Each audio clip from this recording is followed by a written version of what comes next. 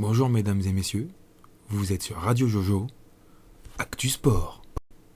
Aujourd'hui on va parler pas football, on va parler MMA. Comme vous le savez, on a eu la légalisation cette année de ce sport, donc MMA Mixed Martial Arts pour ceux qui ne connaissent pas.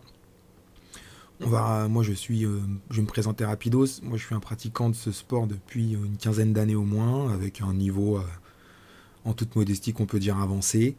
J'ai 18 ans de sport de combat derrière moi, quelques compétitions, voilà. Donc une expérience assidue aux entraînements et une petite expérience en compétition.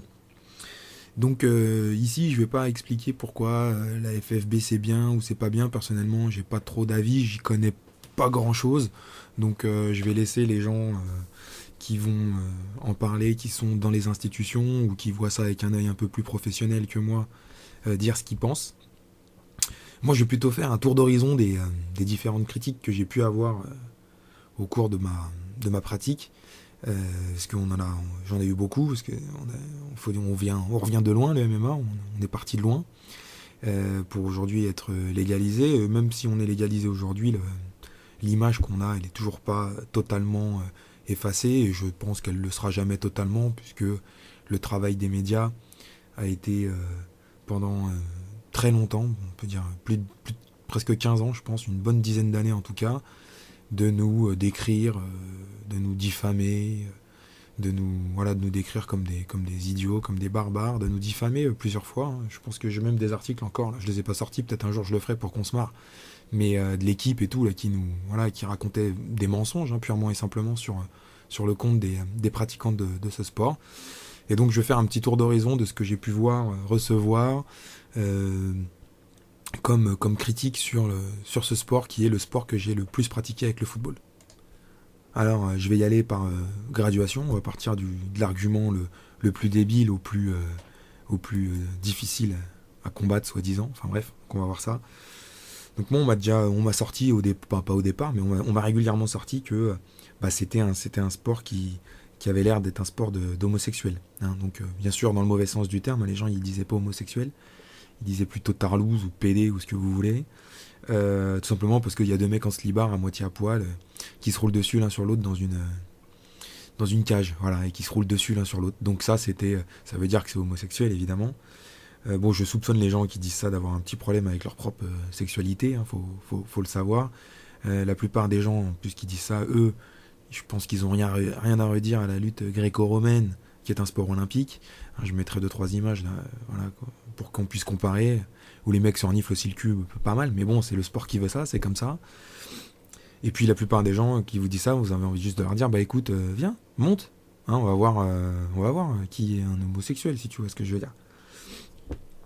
Donc ça, c'était la première critique. La deuxième, on m'a souvent aussi dit, c'est un truc de dégénéré, un truc de racaille de notre époque. Enfin, on me mettait un mix, quoi, racaille, truc de dégénéré, hein, parce qu'évidemment, il y a un lien, bon, là, machin. Puis de notre époque de merde, où on mélange tout, on casse tout, on brise tout, il n'y a plus de règles, de rien, de machin. Alors déjà, bon, moi, je vois pas en quoi c'est pire que le reste. Hein, effectivement, si on prend la musique ou le cinéma, ou même les sports en général, il y a une dégringolade générale, ça on est d'accord, bon ok. Donc, bon, nous, en MMA aussi, c'est vrai que vous voyez des fois le look de certains combattants. Je comprends que des gens qui connaissent pas et qui soient pas intéressés sur la technique, quand ils voient des Dan Hardy ou des Conor McGregor, machin, ça leur donne moyennement envie de venir s'intéresser au sport. Ça peut se comprendre, c'est comme pour le foot, bon. Voilà, sachant qu'il y a quand même une majorité de gens qui sont pas des mecs surtatoués, super trash talking, comme on dit en anglais, et tout ça, mais bon, c'est la vie. Et voilà, alors, il y a un des points fondamentaux, c'est qu'on me dit souvent, ouais, c'est un truc de notre époque où, voilà, c'est un peu, on liquéfie tout, et c'est plus ordonné, c'est plus rien.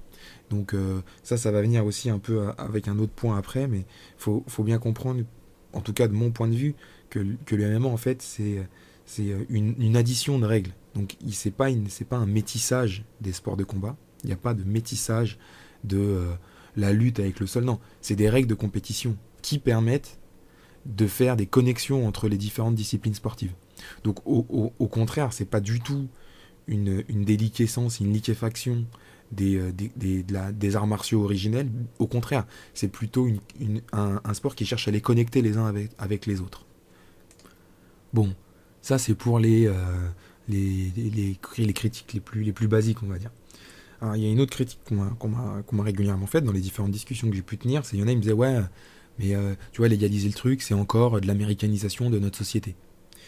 Donc la première chose, effectivement, aujourd'hui, c'est une organisation américaine hein, qui domine le marché, c'est l'UFC. Donc effectivement, de ce point de vue-là, quand on arrive à ce moment-là de l'histoire et que ça se passe comme ça, effectivement, c'est une américanisation de la société. Ça c'est vrai. Mais bon, encore une fois, je veux dire, moi j'ai pas de problème, mais dans ces cas-là, si vraiment les mecs ça les insurge, l'américanisation de la société, genre arrêtez le rap et arrêtez le cinéma, déjà pour commencer. C'est-à-dire que la musique, et puis même pas que le rap d'ailleurs, la musique en général, et le cinéma. Parce qu'aujourd'hui, tout est basé, en tout cas ce qu'on a en France, c'est tout basé sur les standards américains. C'est-à-dire que même quand vous faites des films, et là je pourrais en citer je sais pas combien de films français, vous les regardez, c'est des films américains. Ils sont faits par des Français, ça parle en français, mais le jeu des acteurs est un jeu basé sur le jeu américain, et tout est américain dedans. La façon, pourquoi ? Parce que c'est ce qui permet de les exporter. Et peut-être pas que, mais en tout cas, il y a une dimension d'export qui existe. Et donc, effectivement, c'est vrai qu'implanter le MMA aujourd'hui, avec un acteur de la taille de l'UFC dans ce marché-là, effectivement, c'est une américanisation de la société française, ça faut pas dire non, mais bon, c'est mineur par rapport à ce qu'on subit déjà. Je veux dire, ça va pas dégrader la situation générale. Ensuite, il faut aussi voir que c'est aussi parce qu'il y a eu un déni de réalité de la part des autorités françaises. C'est-à-dire que si les choses étaient correctement faites dans notre pays, si tout n'était pas géré par des réseaux occultes et des copinages à droite à gauche, comme on peut le voir dans je ne sais pas combien de sujets, hein, voilà, on en a parlé dans d'autres notes que j'ai fait, mais ça viendra. Je crois que j'ai un livre sur les réseaux occultes, les réseaux occultes, sur les réseaux cachés de la République, je sais pas quoi là. Bon ben voilà, si c'était pas comme ça, on aurait traité le problème il y a 15 ans, on aurait peut-être mis des règles françaises en place avec une espèce une vision française de ce sport-là, qui aurait peut-être amené ou pas des modifications, ça reste à affirmer, et ça nous aurait permis d'avancer. Bon, en France, évidemment, dès que vous n'êtes pas dans le bon réseau, bien plugué comme il faut, on vous bloque tout, on vous ferme les portes. Bon, ça c'est comme ça pour tout. C'est un peu ce qui détruit notre pays, mais c'est comme ça. Et enfin, il faut aussi rappeler l'histoire, c'est-à-dire que le MMA, à la base, c'est plutôt un truc de Brésiliens, en Val Tudo, c'est plutôt eux qui ont popularisé ça chez eux. Et la première organisation qui a vraiment eu du rayonnement mondial et qui a vraiment permis la diffusion de ce sport dans le monde entier, c'est le Pride, c'est au Japon. Donc effectivement, c'est une américanisation de la société. D'ailleurs, le Japon est un pays, même s'il y a beaucoup de respect de la tradition, très américanisé, mais il ne faut pas non plus oublier que c'est l'américanisation de la société. Le fait qu'il y ait des choses globales, ça ne veut pas forcément dire que c'est américain au sens américain du terme. C'est-à-dire que là, aujourd'hui, voilà, avoir des règles unifiées de combat où ça vous permet de connecter tous les sports de combat, enfin tous les arts martiaux ou sports de combat, appelez ça comme vous voulez, c'est une chose qui était attendue dans plein de pays en fait. C'est une chose qui était attendue un peu partout. Donc voilà, faut relativiser cette critique. Alors là, on va monter d'un cran dans la critique. Et là, il y a des gens, ils me disaient, donc là, c'est les gens qui pratiquent des arts martiaux, je dirais traditionnels du terme. Donc là, c'est par exemple, là, quand j'ai dit tout à l'heure, ouais, vous faites les arts martiaux ou sport de combat, appelez ça comme vous voulez, il y en a, ça leur hérisse les poils, vous voyez ce que je veux dire, parce que pour eux, il y a une différence. Et alors moi, il y en a plein, ils me disaient, oui, ton truc c'est de la merde, parce que il n'y a pas de recherche de spiritualité, comme il peut y avoir chez les grands maîtres en Inde ou en Chine. Voilà. Donc moi, ça me faisait doucement rigoler, parce que déjà, premièrement, je veux dire, on n'a pas attendu les Chinois et les Indiens pour développer des techniques de combat en Europe, par exemple, hein, ou en Afrique. La lutte sénégalaise, c'est la lutte sénégalaise. Ils ont pas, ça vient pas d'Inde, et il n'y a pas forcément, voilà. Nous, la boxe anglaise qui a été développée, bon, voilà, ça vient d'une tradition de, voilà. En France, on a la boxe française, bon. Donc nous, il n'y a pas de recherche de spiritualité, parce que en fait, on est une religion qui est pas liée à ce truc-là. Donc moi, si en Asie, les mecs, t'as des moines Shintok ou Guindouche, ça leur fait plaisir qu'ils lient les arts martiaux de machin, et s'il y a des pecnos que ça leur fait plaisir d'entendre ça, Ok, très bien, et s'ils y croient et tout, et moi je respecte, j'ai aucun problème avec ça, machin. Simplement, faut pas me dire que ce que je pratique, c'est moins bien, parce que moi je suis pas en train de chercher la voie de la spiritualité, le chemin de la vie, à travers les coups de poing que je mets. Moi, quand j'apprends à mettre un coup de poing, quand j'apprends à mettre un direct, c'est pour mettre un direct, c'est pas pour autre chose. Si je veux prier, je vais à l'église. Moi, je suis, par exemple, voilà, il y en a c'est Jésus, il y en a c'est Mahomet, il y en a c'est Moïse, il y en a c'est ce que vous voulez. Bon, bah voilà, donc il n'y a pas forcément de lien à ça. Donc, ça me faisait rigoler. Surtout que ça n'a aucun sens historique, et puis ça n'a aucun sens spirituel non plus. Voilà. Donc là, si on continue à monter dans les critiques, on a eu souvent aussi la critique, donc là on commence à arriver dans les critiques vraiment grand public. C'est dangereux, c'est un sport ultra violent, où il y a tous les coups sont permis. Alors, déjà on va rappeler que premièrement, tous les coups sont pas permis.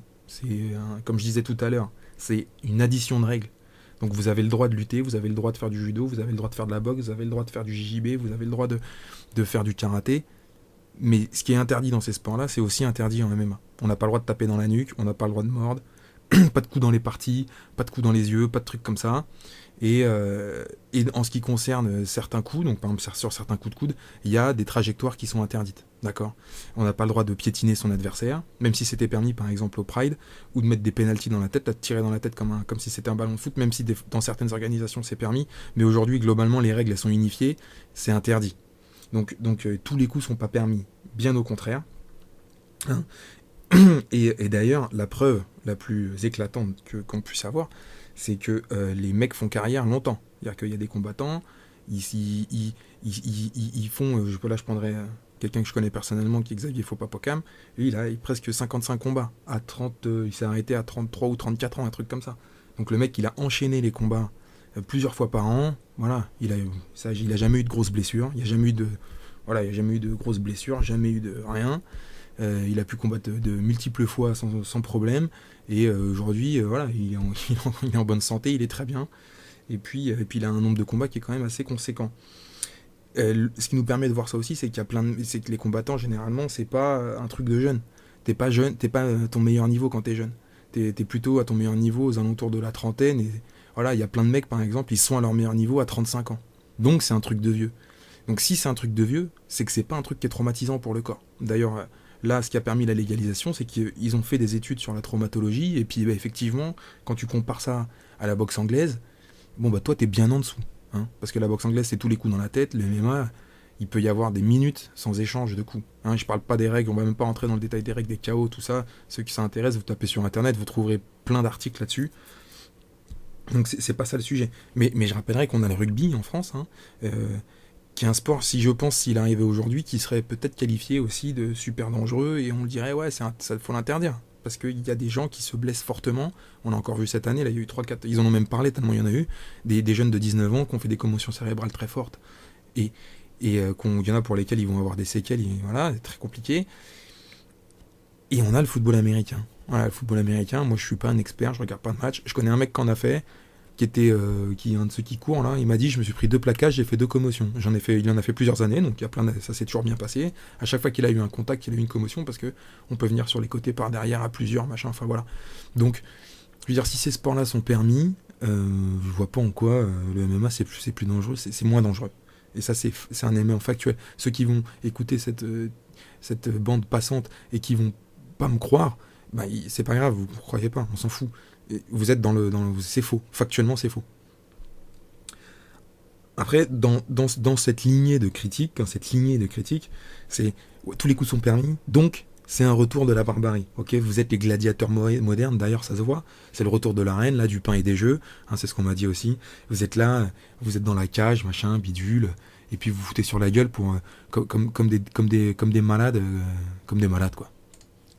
Alors déjà, c'est pas une cage. Hein, on appelle ça la cage, mais c'est appelé ça grossièrement, parce que c'est pas une cage, parce que c'est pas fermé par-dessus. Hein. Donc le nom maintenant qui tourne, c'est l'octogone, parce que c'est un octogone, effectivement. Ce qui fait que si un jour il y a un combattant qui se sent vraiment en insécurité, il peut toujours s'échapper. Personne, voilà, il n'y a pas de problème. Comme pour un mec pour sortir du ring, il n'y a pas de problème. Et si on met du grillage, c'est aussi parce que les cordes, ça suffit pas. Alors il y a des pays où ils mettent des grosses cordes, il y a des pays où ils mettent en bas du grillage, au-dessus des cordes, machin. Bon, voilà. Globalement, c'est le grillage qui est retenu parce que ça permet de faire une aire fermée. Et quand vous luttez avec un adversaire et que vous le plaquez contre la cage, bah, c'est pour lui et pour vous, c'est plus sécurisant et techniquement, ça permet plus de choses d'avoir un appui solide. Hein. Donc il y a des gens, je sais pas s'ils s'en rappellent, mais il y a des gens qui auront peut-être vu, il n'y en aura pas beaucoup parce que ça n'a pas été diffusé, on n'était pas nombreux, mais moi j'ai un ami pareil qui combattait à Japi en pancrace, et sur une projection, bah, ils sont passés à travers les cordes du ring, et ils sont tombés du ring surélevé de plus de 1 mètre de haut, et mon pote il s'est fait une blessure au dos qu'il a traîné pendant je sais pas combien de temps. Et effectivement là tout le monde s'est dit, ah bah c'est vrai que ça aurait été mieux si c'était une cage. Bah ouais, ça aurait été mieux si c'était une cage. Voilà. Enfin une cage, un octogone, voilà, même moi je dis des bêtises, donc déjà c'est pas une cage. C'est mis en place pour la sécurité, donc. Effectivement, l'UFC, en particulier l'UFC au départ, ils ont cette image un peu de barbare parce qu'il y a les tout premiers. Je me rappelle de Envoyé le spécial dans les années 90. Là, vous le retrouvez sur Internet, les tout premiers. Il n'y avait pas de catégorie de poids, il n'y avait pas de gants. Les arbitres, ils étaient pas bien formés. Il faut aussi dire la vérité, parce que ça c'est aussi quelque chose qui a beaucoup changé. C'est que c'est un sport qui s'est formé très vite. L'arbitrage est de très haut niveau et extrêmement strict. Et ça, au départ, il n'y avait pas. Et donc, effectivement, déjà, quand vous n'avez pas de caté de poids et pas de protection sur les gants, et les mains, les trucs comme ça, bah ouais, effectivement, ça a l'air totalement barbare, quoi. Et ça, moi, par exemple, je rejoins. C'est-à-dire que, pour moi, c'est pas une compétition de se faire s'opposer à un judoka de 120 kg avec un kickboxer de 75. Ça n'a aucun intérêt. On est bien d'accord. Donc, bon, il y en a, ça les fait rêver. Très peu de personnes, parce que l'UFC en particulier a fait faillite à ce moment-là. Et quand ils ont racheté, bah, les premières choses qu'ils ont fait, c'est on va dire, le mettre dans le cadre sportif. Parce que les gens, en fait, ils voulaient pas voir des mecs se faire éclater la tête, blessés. Mais non, ça faisait, voilà, c'était pas comme ça. Et les gens, ce qu'ils veulent, c'est voir du sport, du vrai.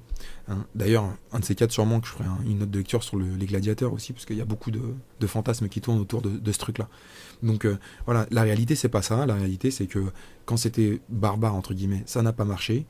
Et c'est depuis que, justement, c'est orienté sport réel, caté de poids, protection, arbitrage de haut niveau, bah là, effectivement, le sport, il a pris son envol.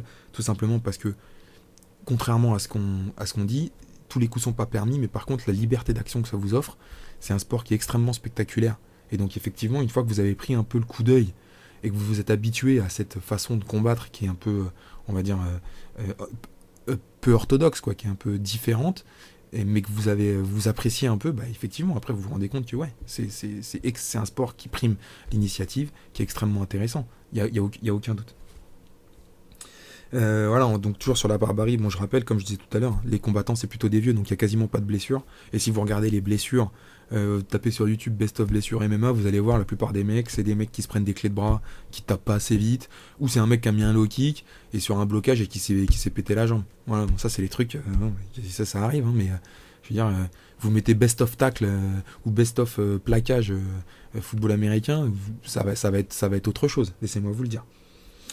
Enfin, sur le retour de la barbarie et l'état d'esprit gladiateur, le dernier point qui va contre ça, bah, c'est l'état d'esprit des combattants. Bien, les combattants, vous les voyez, ils sont irréprochables. Il n'y a jamais de mauvais gestes, il n'y a jamais d'embrouille, il n'y a jamais rien. Alors évidemment, il y a eu McGregor contre Khabib, voilà, le combat le plus médiatisé, avec le plus de pression, machin, bah celui-là il s'est barré en cacahuète, bon ok. Mais vous mettez n'importe quel UFC, n'importe quel One, n'importe quel Pride, voir des mauvais gestes... c'est très rare. La plupart des mecs se checkent au début, même quand il y a eu du trash talking et tout. La plupart des mecs se checkent au début, pas toujours, mais ça, voilà. Pendant les combats, s'il y a quelqu'un qui met les doigts dans les yeux, ou qui met un coup dans la couille ou machin, ça s'arrête, ça discute pas, l'arbitre il est respecté à la lettre. Et puis à la fin, surtout, il n'y a jamais d'embrouille. À la fin, les mecs se tombent toujours dans les bras. 99,9% du temps, les mecs se respectent et se tombent dans les bras. De toute façon, une fois que vous avez fait la guerre avec quelqu'un et que la guerre elle est finie, vous faites la paix. Voilà. Et quand je dis la guerre, c'est pas un mauvais état d'esprit. C'est-à-dire que rentrer dans un tatami, enfin sur un tatami, dans un ring, sur une aire de combat, vous êtes là pour vaincre l'autre. Donc effectivement, il y a un rapport de force qui s'installe, qui est présent. Et une fois qu'il est évacué, bah, il est évacué. Et il n'y a rien de personnel. L'autre critique que je reçois, j'ai reçue et qui était une bonne critique, donc c'est pas celle que j'ai reçue le plus, mais je l'ai mis un peu plus haut parce que je pense qu'elle est intéressante à traiter. C'est qu'il y en a, ils m'ont dit ouais, mais tu vois, le problème du MMA, c'est que comme tu cherches à être le plus complet possible, au final, tu nivelles un peu par le bas. C'est-à-dire il y aura plus d'experts il y aura pas d'experts de boxe, mais tu auras un mec qui sait à peu près bien boxer, à peu près bien lutter, à peu près bien truc, à peu près bien machin. Et c'est celui-là en fait qui sera le meilleur machin. Donc déjà, il y a plusieurs choses. La première chose à dire, c'est effectivement, on peut penser que les gens qui essaient d'être le plus complet, ils sont inférieurs à ceux qui sont spécialistes. Mais dans ce cas-là, si tu le replaces dans l'athlétisme, t'as envie de te dire, bon alors les décathloniens, est-ce qu'ils sont moins bons ou est-ce qu'ils sont meilleurs que les autres? Tu vois, ça c'est un débat philosophique là-dessus. Moi, c'est vrai que j'ai tendance à les décathloniens ou les étathloniens, enfin les mecs qui font, voilà, j'ai tendance à les respecter autant, si ce n'est plus que les sprinteurs ou les sauteurs en longueur. Tu vois, par exemple. D'ailleurs, on voit bien que on cherche que les plus grands sprinteurs, par exemple, ils cherchent à être hyper bons dans le saut en longueur ou deux fois le saut en hauteur ou le sprint ou le 200 mètres, 400, voilà. Donc le décathlonien, tu le mets où là-dedans? Moi, je le mets pas forcément en fin de liste. Ensuite, il y a la démarche de progrès, c'est-à-dire qu'effectivement, imaginons que tu es un bon boxeur et que tu te mets au MMA, bah, ce qui se passe, c'est que tu fais du spécifique pour rattraper ton niveau inférieur. Donc, si tu es bon en boxe, mais que tu es nul en lutte et que tu es nul au sol, bah, tu vas commencer à travailler ça, mais en spécifique. C'est-à-dire que tu vas pas faire que du MMA, tu vas te faire des cours de boxe et de sol. Tu vas te faire des cours. Et si c'est l'inverse, si tu es truc au sol, bah, tu vas essayer de faire de l'anglaise, de machin, pour compenser, pour monter tes compétences. Donc, cette démarche de progrès, elle t'oriente vers du spécifique. Donc, ce qui fait que en fait, tu alimentes les gens qui veulent faire du MMA à très bon niveau, ils alimentent les clubs enfin les arts martiaux traditionnels entre guillemets. Et en plus, c'est pas du tout, t'es pas du tout cloisonné, c'est-à-dire que non, tu peux être un boxeur de très très haut niveau et bah ouais, mais en fait, tu vas travailler ta lutte, ce qui fait que c'est pas que tu vas te niveler par le bas, c'est au contraire que tu vas monter, tu vas devenir un meilleur lutteur que ce que t'étais, ce qui va rien enlever à ta boxe. Ce qui va rien enlever au fait que tu es quand même un excellent boxeur. C'est pour ça, par exemple, qu'on voit des gens comme Romero, qui étaient des lutteurs de très très haut niveau, se mettre au MMA et avoir d'excellents résultats. Ou Daniel Cormier, par exemple. Donc c'est pareil, c'est du lutteur qui sont venus, parce que là c'est aux États-Unis, c'est très orienté lutte et tout.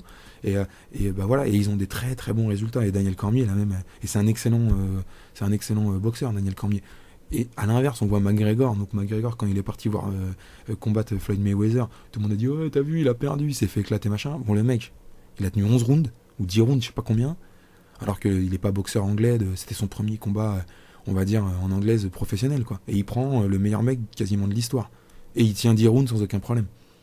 Donc bon, avec tout ce que ce combat comporte, hein, mais voilà, ce que je veux dire, c'est que McGregor, c'est un boxeur de très haut niveau. S'il avait fait une carrière d'anglaise, il serait sûrement à très haut niveau, il n'y a aucun problème là-dessus. Donc, pas du tout. Tout ça, voilà, ce qu'il faut bien comprendre, c'est que plus il y a de technique, en fait, plus il y a de finesse, et plus il y a de stratégie, plus il y a d'intelligence de combat, plus il y a de possibilités. Donc, c'est pas du tout, comment dire, un nivellement par le bas, c'est au contraire un moteur de perfectionnement.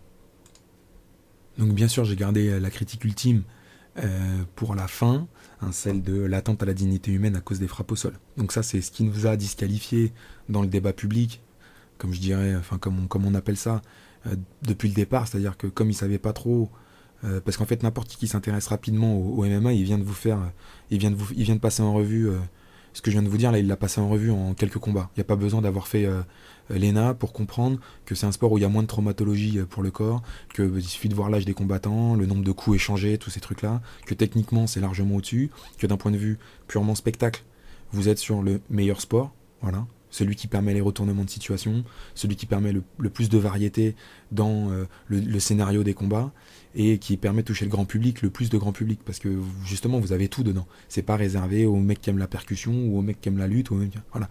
Donc voilà, pas besoin d'avoir fait l'ENA. Donc qu'est-ce qui est resté aux mecs pour nous disqualifier puisqu'ils voulaient pas légaliser en France? Les raisons pour lesquelles ils voulaient pas. On sait que c'était le judo qui était en tête de gondole pour nous empêcher de la légalisation.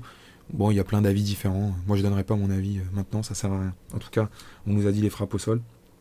ça atteint la dignité humaine. Alors déjà, première chose, il y avait une confusion qui était volontairement mise en avant, c'est qu'on confondait un homme à terre et un homme au sol. Alors vous allez me dire, c'est quoi la différence? Bah, à terre, c'est quelqu'un qui est par terre, mais qui n'a pas le contrôle de ce qu'il fait. Au sol, c'est pas pareil, vous êtes sur le dos, vous êtes machin, vous êtes en contrôle, ou du moins vous êtes en phase de combat. C'est-à-dire que vous n'êtes pas démuni, vous n'êtes pas démuni face à votre adversaire.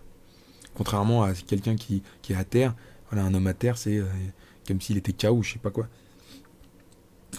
Ensuite, il y a ce qu'on appelle, il y a la logique du combat. C'est-à-dire qu'est-ce qu'il faut comprendre, c'est que quand vous êtes debout, vous frappez et vous avez l'avantage, vous faites l'amener au sol, vous avez pris l'avantage en lutte, hop, vous l'amenez au sol. Simplement, quand vous tombez au sol, en JJB, c'est plutôt celui qui est en dessous qui a les opportunités de soumission et qui peut dominer. D'ailleurs, la garde en JJB, c'est celui qui est en dessous, qui a les jambes, qui enserre son partenaire ou son adversaire. Donc ça veut dire ce que ça veut dire. La garde, ça veut dire que tu maîtrises. Et donc, il n'y avait pas de logique en fait. C'est-à-dire que vous êtes debout, vous avez l'avantage. Vous luttez, vous avez l'avantage. Et quand vous tombez au sol, le rapport de force, il s'inverse.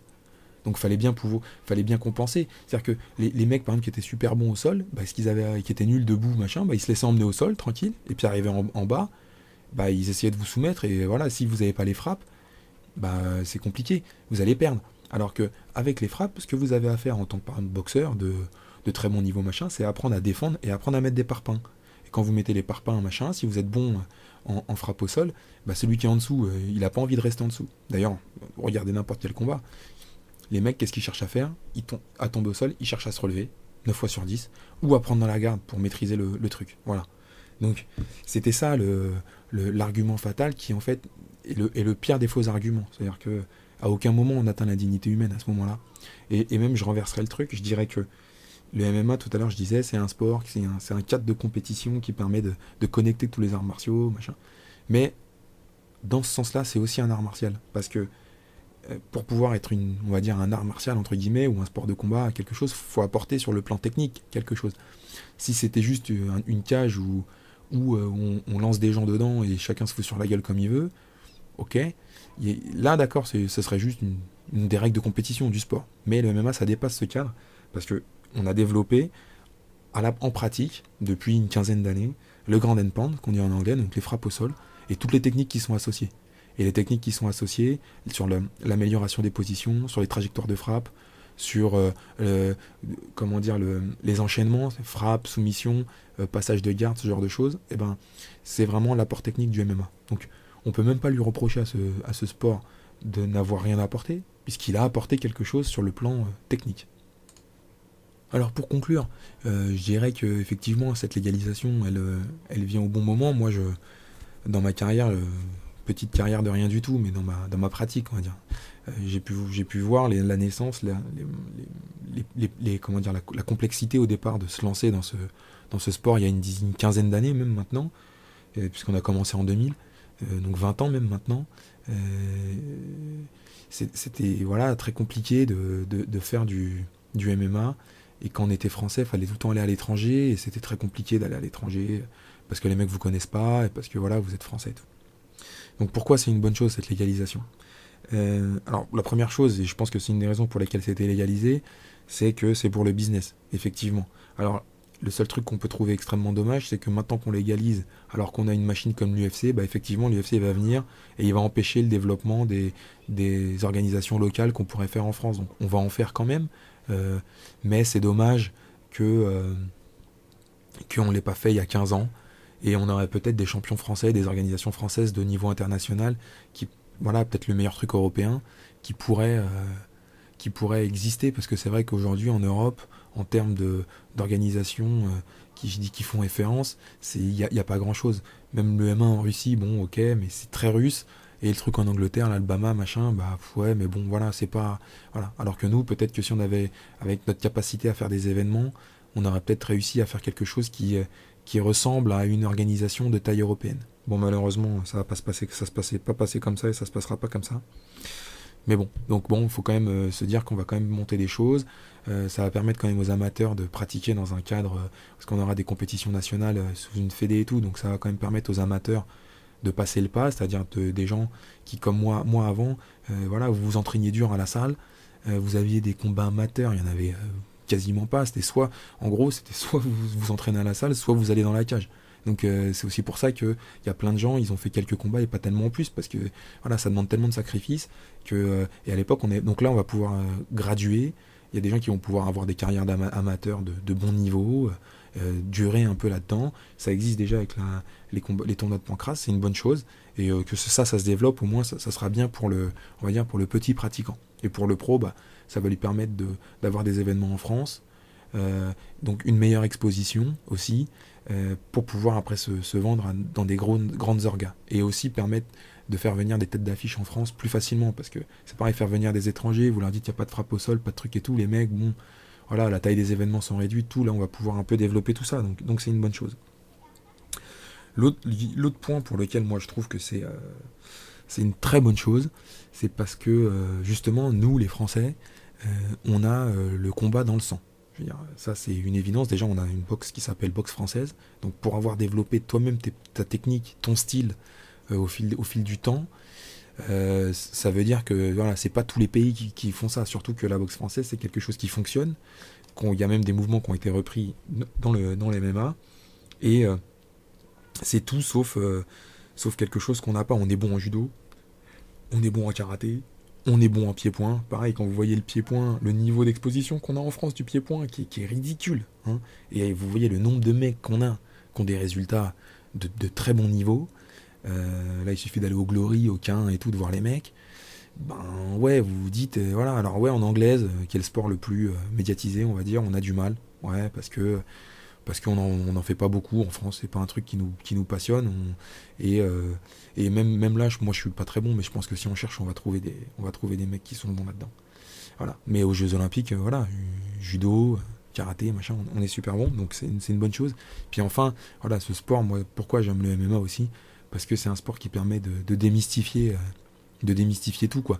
C'est-à-dire que voilà, tous les trucs là je vais sûrement me faire des ennemis, ceux qui mais l'aïkido par exemple, ou je sais pas moi, le taekwondo machin, voilà, genre, l'aïkido vous en voyez jamais par exemple dans les cages. Bon bah c'est pas le fruit du hasard. Le taekwondo, vous voyez des mouvements de jambes et tout, ça y a pas de problème, mais c'est pas le fruit du hasard. Le karaté c'est pareil, vous en voyez pas non plus des masses. Bon, c'est encore une fois, c'est pas le fruit du Saint-Esprit, voilà. Donc il y a des choses qui fonctionnent, il y a des choses qui fonctionnent pas.